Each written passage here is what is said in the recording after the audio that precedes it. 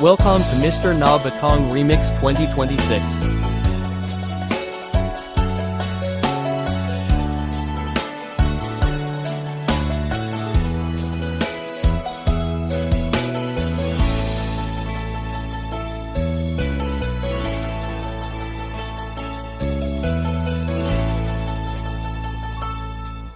ជនបទ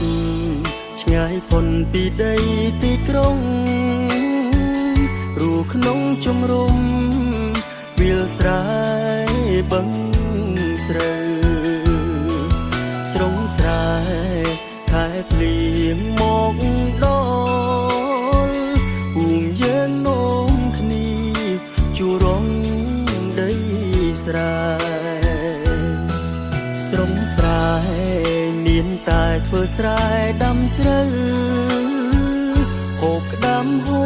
បខ្ចៅ